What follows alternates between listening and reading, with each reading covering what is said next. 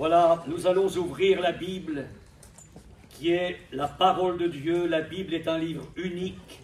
Ce n'est pas un livre écrit par l'imagination des hommes, mais c'est le message de Dieu à l'humanité. Nous allons ouvrir cette Bible dans une partie qui s'appelle l'Épître aux Hébreux. Le texte que nous allons lire sera très court, au chapitre 13, verset 7. Épître aux Hébreux, chapitre 13, verset 7.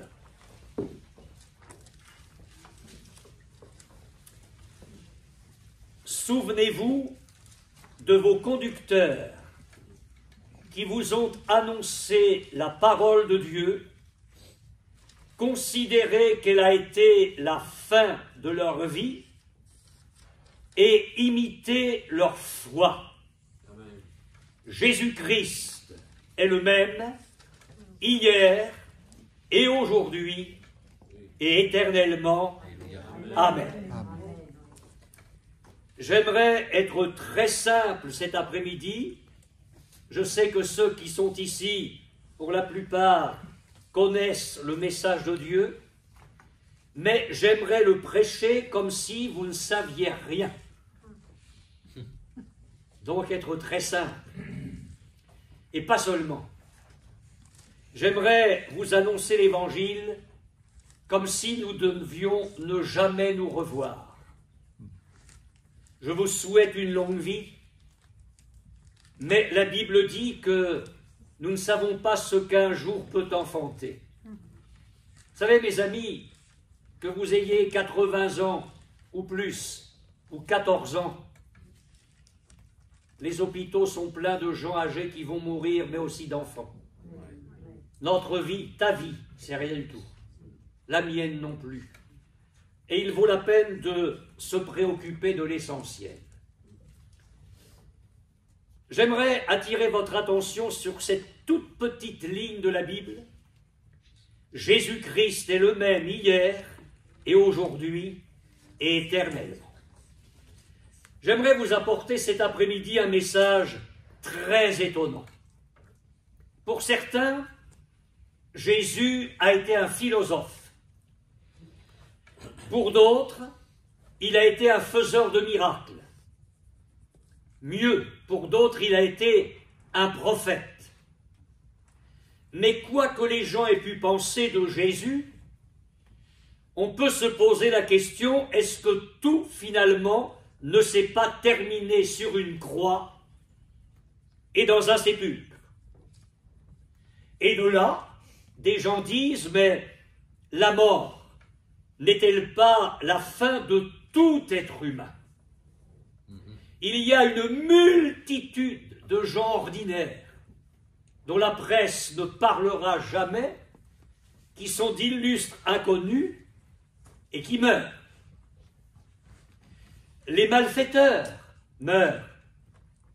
Les gens très bien meurent. Des célébrités meurent. On peut s'appeler Alain Delon et on meurt. On peut s'appeler Michel Blanc et on meurt. Les hommes politiques, les stars de la chanson, du cinéma, du sport, les scientifiques, les savants, les fondateurs de religions meurent. Et on arrive là, devant cette petite phrase de la Bible. Jésus-Christ est le même hier et aujourd'hui éternellement. Mais entendez le mépris des gens. Entendez leur moquerie, leur rire, leur blasphème même. Jésus-Christ le même. Mais laissez-nous bien rigoler. Qu'est-ce que c'est que cette histoire-là? Que cet homme-là ait marqué l'histoire, comme a voulu nous le dire M. Sarkozy dernièrement, dans une conférence où un invité de gens célèbres, que Jésus ait marqué l'histoire, mais alors qu'il soit le même en 2024, mais laissez-nous rigoler. Même ses disciples, ses apôtres, qui ont conduit leurs semblables dans la foi, sont morts. D'ailleurs, la Bible le dit. Elle dit aux chrétiens, mais souvenez-vous de vos conducteurs, c'est-à-dire des responsables d'église, on dirait aujourd'hui des gens qui prêchent l'évangile. Mais la Bible dit, considérez qu'elle a été la fin de leur vie. Eux aussi sont morts. Et voilà que Dieu nous dit que Jésus-Christ est le même. Le même, hier et aujourd'hui et éternellement. Ça veut dire qu'avec ce petit mot « et » entre hier et aujourd'hui, ça veut dire que aujourd'hui elle est liée à hier. Ça veut dire que la découverte de ce que Jésus a été, la découverte de ce que Jésus a fait, je vous le dis, peut révolutionner votre vie aujourd'hui. Ça peut révolutionner votre foyer. Ça peut révolutionner votre présent. Ça peut révolutionner votre avenir. Et je vous le dis, on peut mépriser le Christ, le rejeter, on peut n'en faire aucun cas, mais je vous dis que si le message de Jésus est lu déjà, et que l'on considère ce message avec attention, si ce message était reçu, s'il était cru, s'il était mis en pratique, les vies changeraient. Parce que qu'a-t-on pu reprocher à Jésus, sinon de montrer la voie du bien, la voie de l'amour, la voie de la paix, la voie du bonheur? Si le message de Jésus était reçu et vécu, les foyers changeraient, les sociétés changeraient, les nations changeraient. Jésus est venu comme l'espoir du monde. Cette terre qui aujourd'hui n'est plus qu'un volcan en éruption, cette terre aujourd'hui qui n'est plus qu'une jungle, ne dites pas le contraire. Cette terre deviendrait un paradis. Jésus-Christ, nous dit la Bible, est le même hier et aujourd'hui. Vous avez remarqué que sur cette terre où nous sommes, tout change.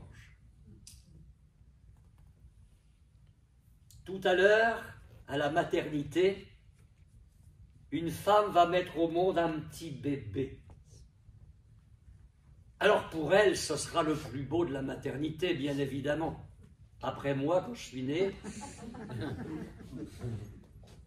c'est le plus beau.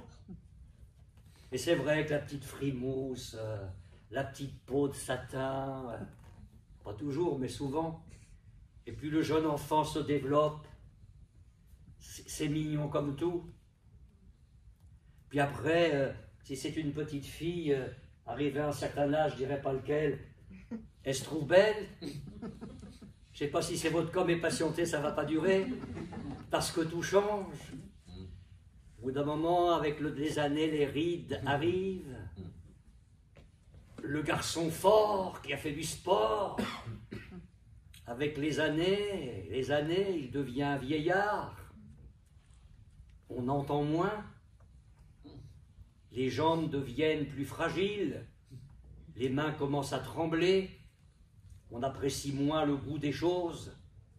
Tout passe. Tout passe. Les modes changent. Les goûts changent. Je ne sais pas si vous l'avez remarqué, mais avec le temps, parfois, on n'aime plus les mêmes choses. Bon, je ne suis pas le seul. Les lois changent.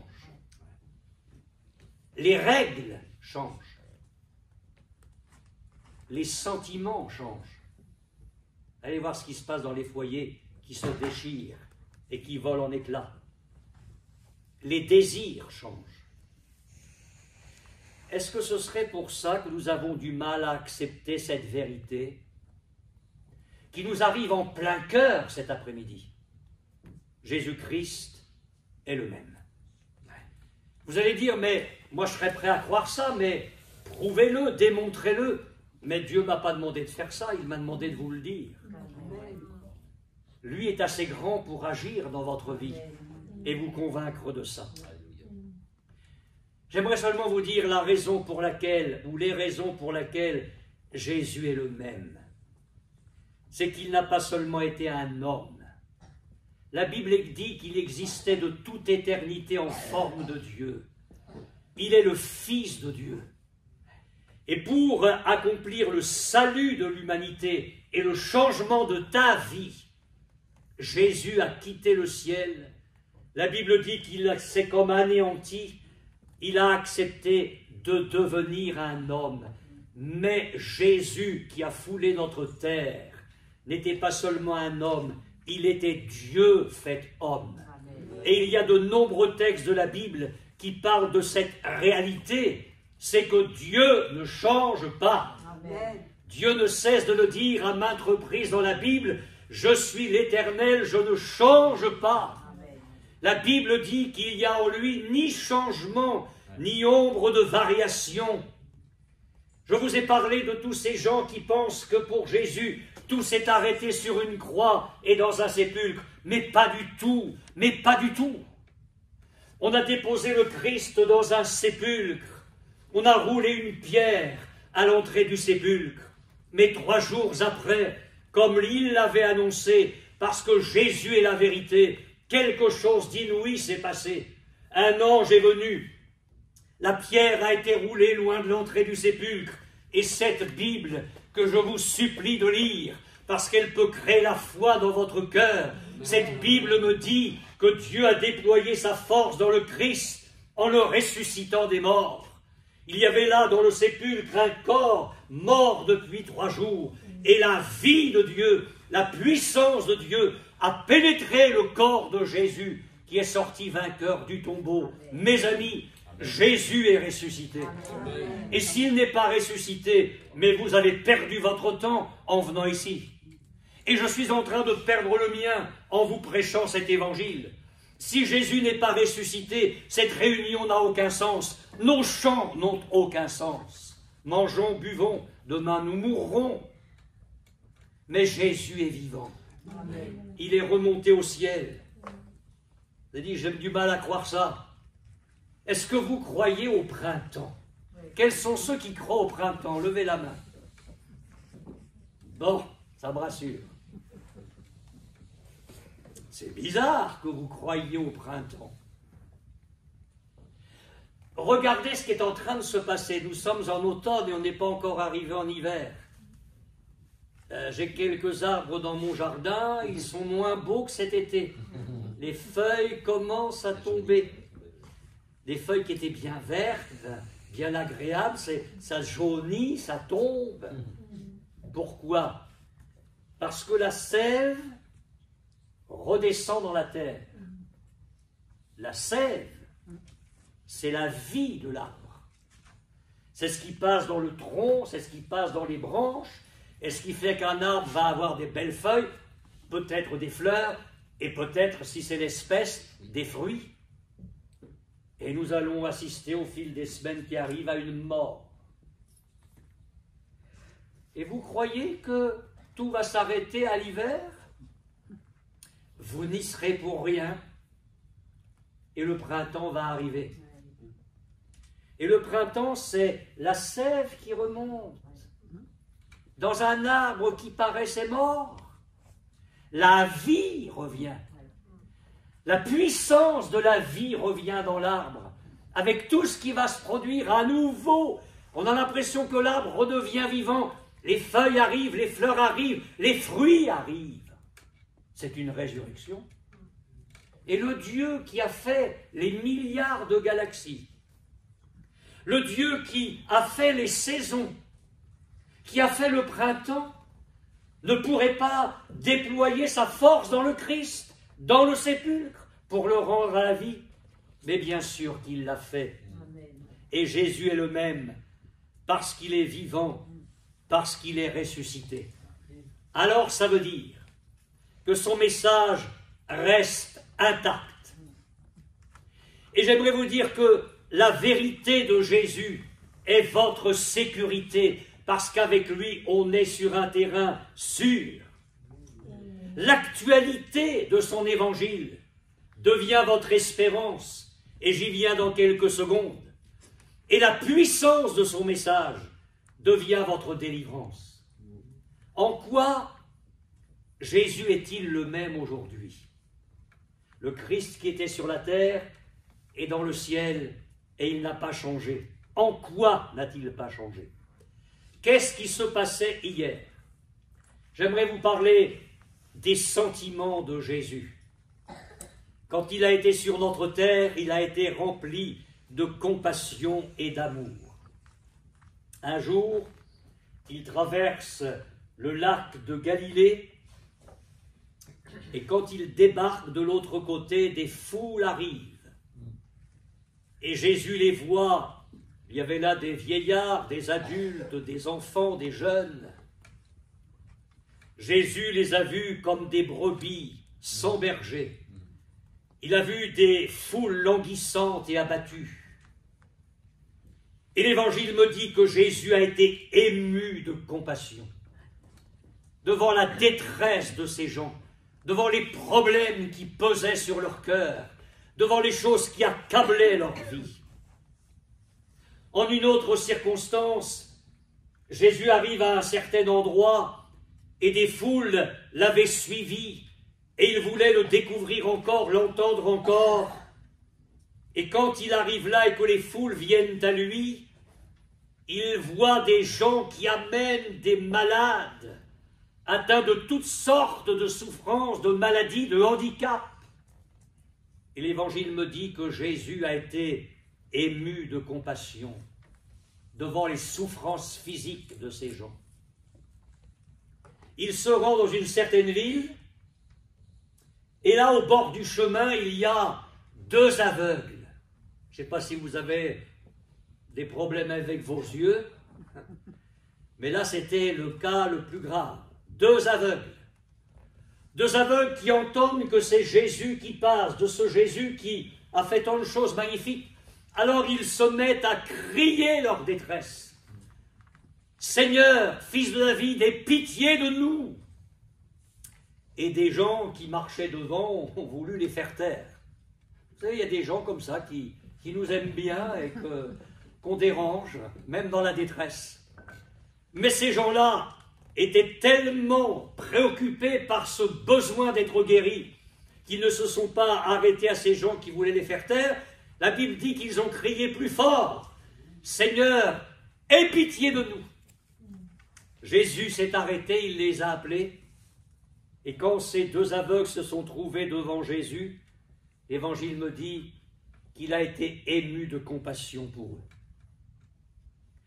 Dans une autre circonstance, Jésus descend de la montagne où il avait enseigné toutes sortes de choses. Et là, un lépreux vient à sa rencontre. Vous savez, la lèpre, à l'époque de Jésus, était une maladie terrible, incurable. Les gens souffraient, mouraient dans des souffrances inouïes. Et ce lépreux en est à un stade où il peut encore se déplacer. Il arrive là, il se prosterne devant Jésus et il fait une simple prière. Si tu le veux, tu peux me rendre pur, c'est-à-dire tu peux me délivrer de cette maladie infecte. Et là encore, l'Évangile me dit que Jésus, voyant cet homme dans toute sa détresse, a été ému de compassion pour lui. Jésus arrive un jour tout près d'un village nommé Naïn. Il y a avec lui un cortège rempli de joie, d'enthousiasme, parce que la foule était émerveillée de voir les miracles de Jésus, de voir tout ce qu'il était capable de faire. Et là, ce cortège de joie croise un cortège de tristesse. À la tête du cortège de joie, il y a Jésus, le Fils de Dieu. Et à la tête du cortège de tristesse, il y a aussi un fils unique, mais c'est le fils unique d'une veuve qui est en train de porter son fils en terre. Ça veut dire que quelques années auparavant, elle avait pris le même chemin pour aller déposer en terre son mari. Et maintenant, c'est son fils, le seul qu'elle a. Quand elle va rentrer du cimetière, elle est seule, elle n'a plus personne, ni mari, ni fils.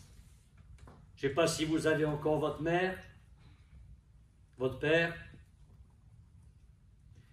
mais Jésus voit là une personne déchirée parce qu'un être cher est parti.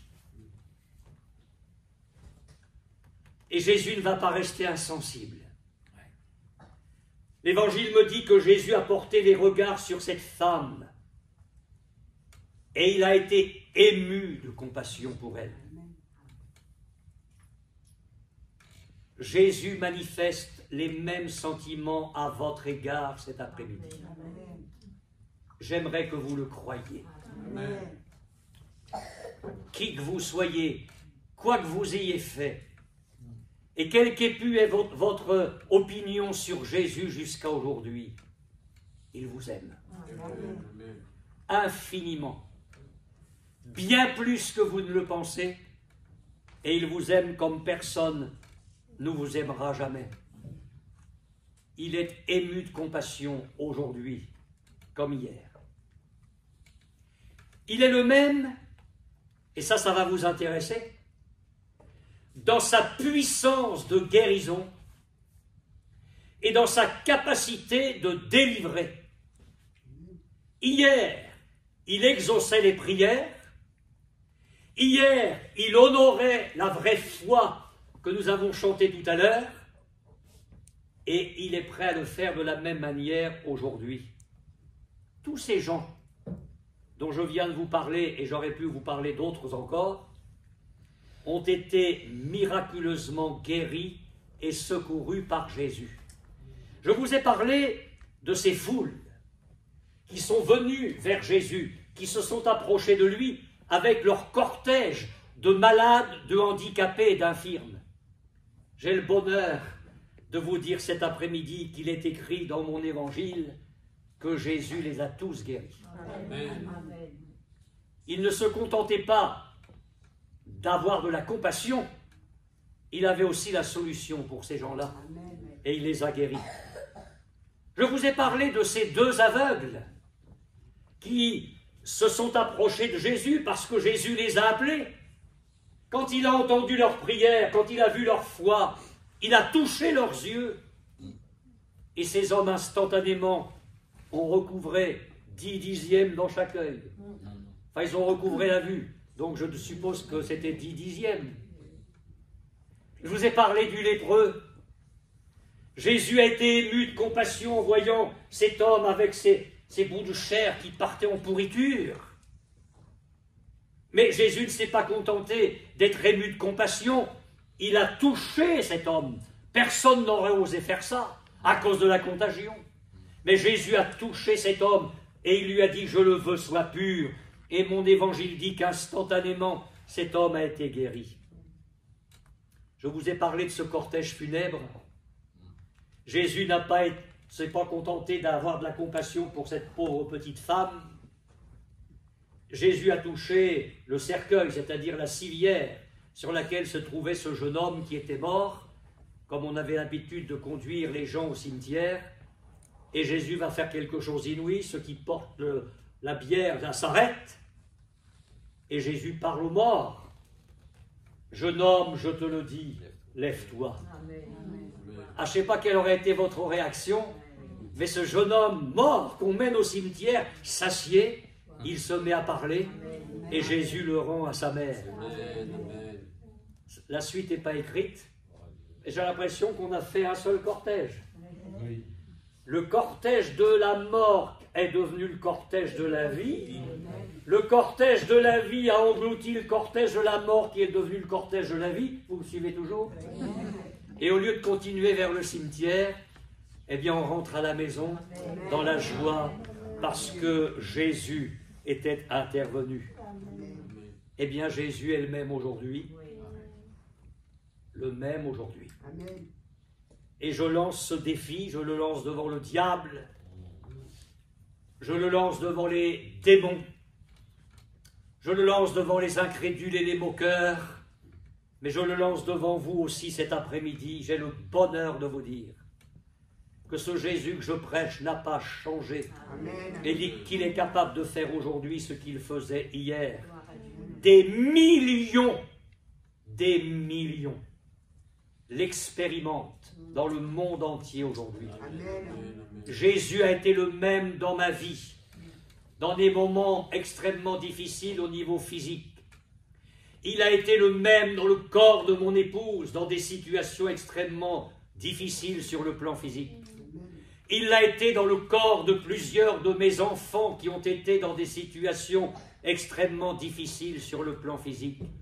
Et je l'ai vu au cours des dizaines d'années dans lesquelles j'ai prêché l'Évangile. Des gens sont venus comme vous dans nos réunions, mal en point, au bout du rouleau, condamnés par les médecins, parfois le cancer en phase terminale, cirrhose du foie en phase terminale, accablés par la dépression nerveuse. Et on a vu ces gens-là vilifiés par la puissance du Christ, guéris parfois instantanément.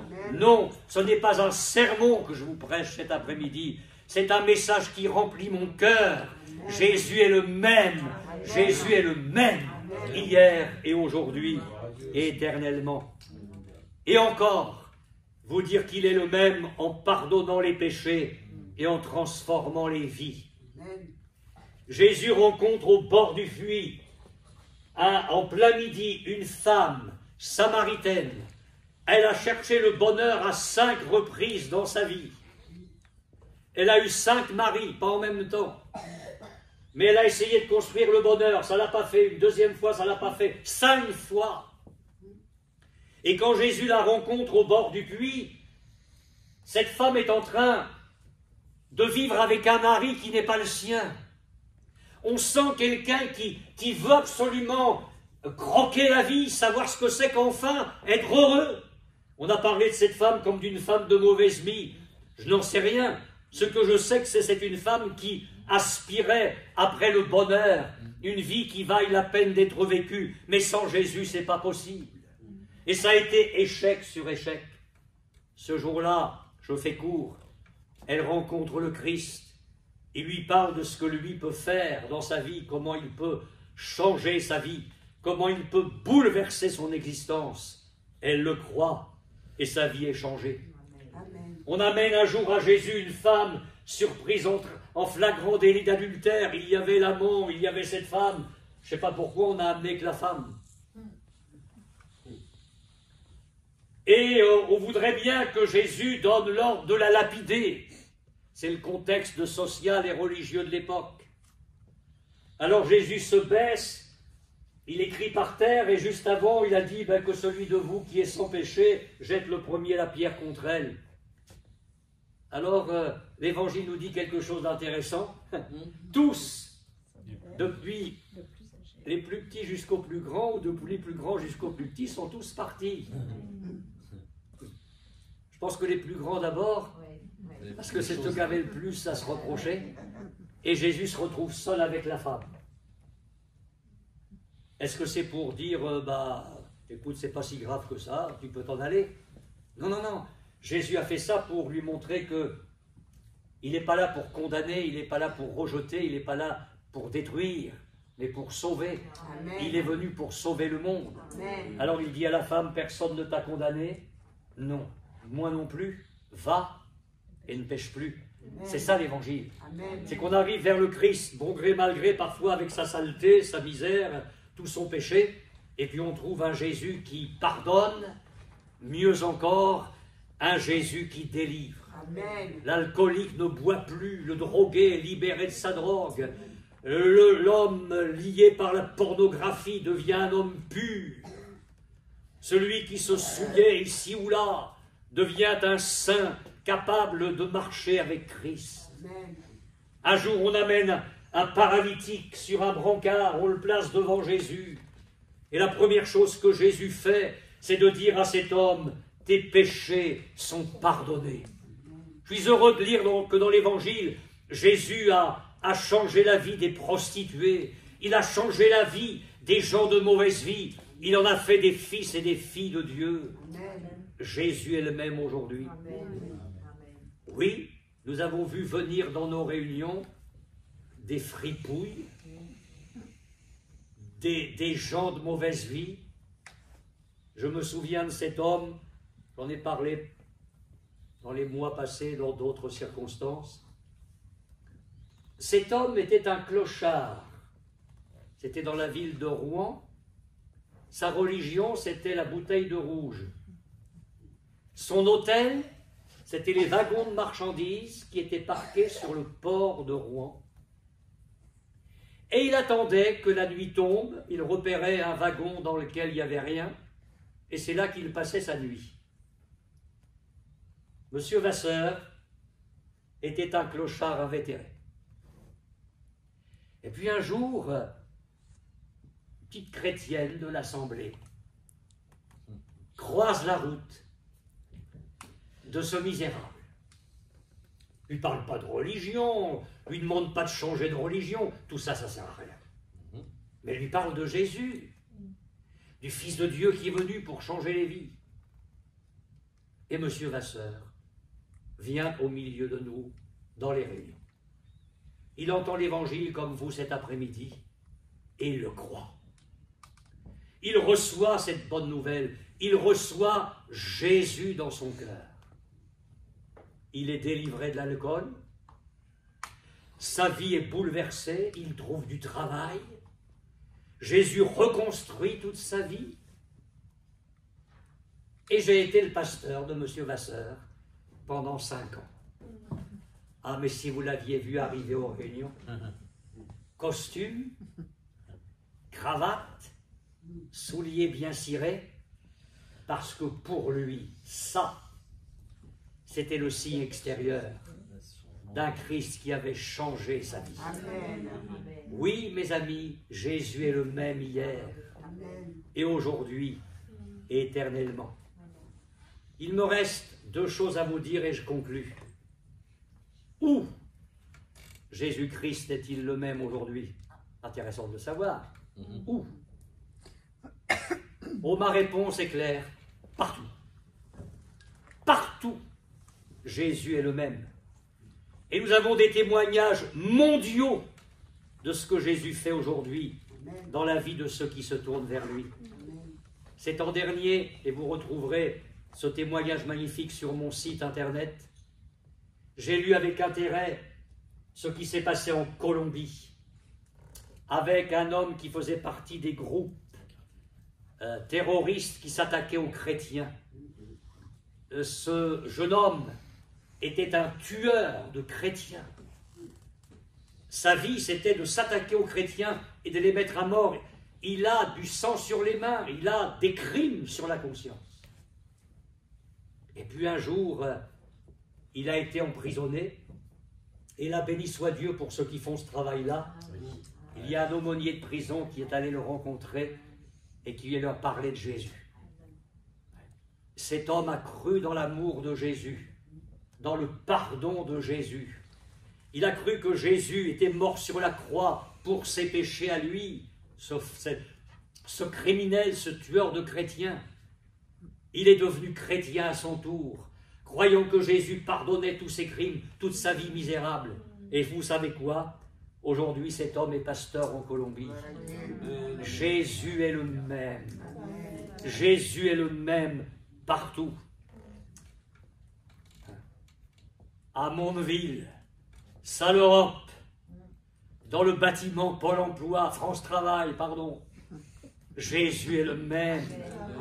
Et il peut faire dans ta vie, cet après-midi, il peut faire dans ta vie ce qu'il a fait partout ailleurs. Jésus est le même.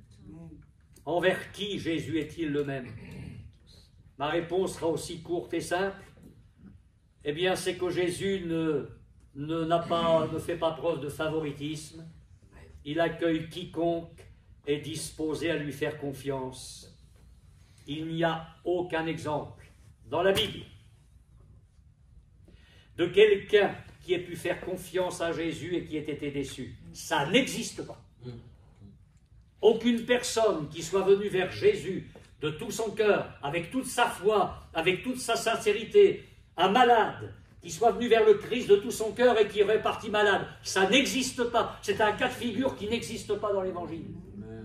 Aucun pécheur n'est venu vers Jésus avec son péché, sa misère, réclamant le pardon de Jésus et soit reparti comme quelqu'un de condamné. Ça n'existe pas. Les gens trouvaient auprès de Jésus le pardon et une vie nouvelle.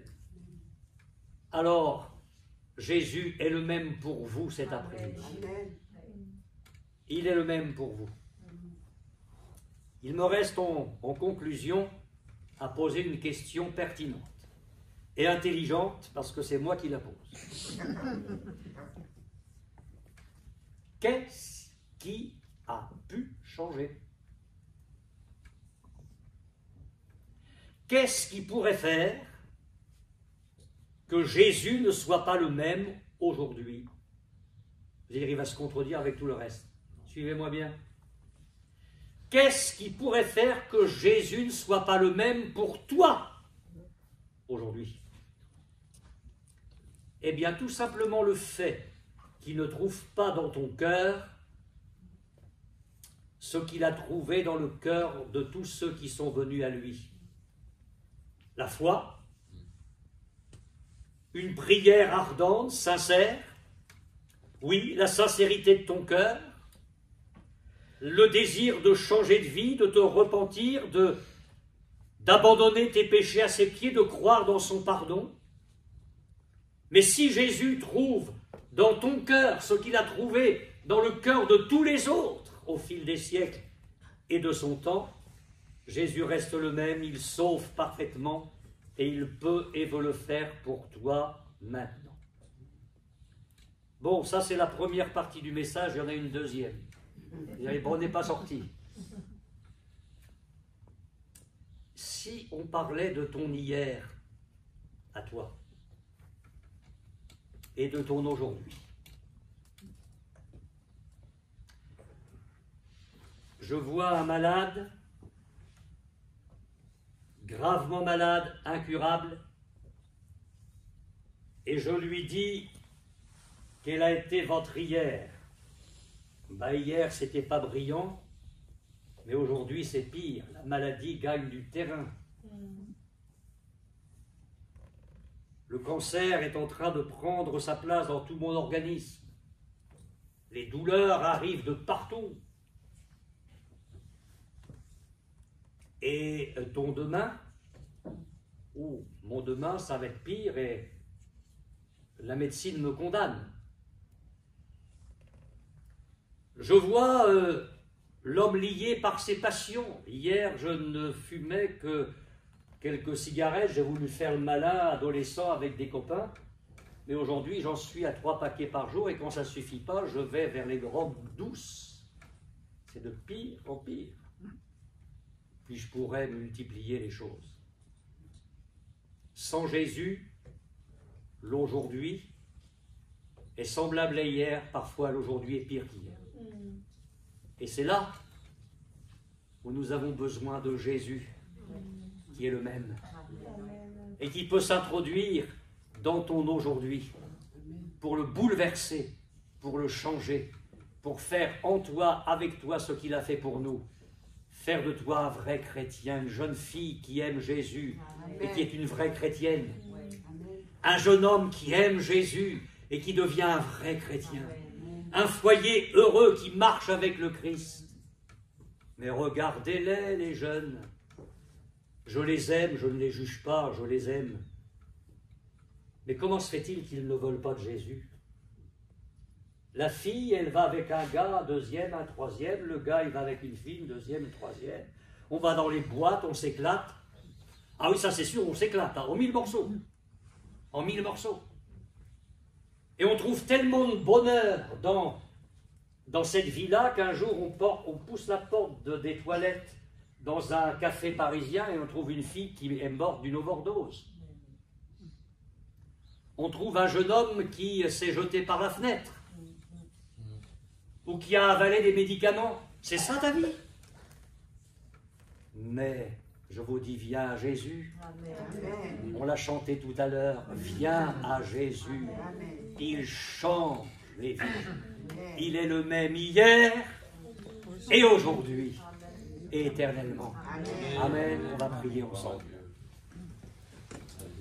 Ô Jésus, nous te bénissons pour le bonheur de pouvoir prêcher cet évangile, la bonne nouvelle de Dieu.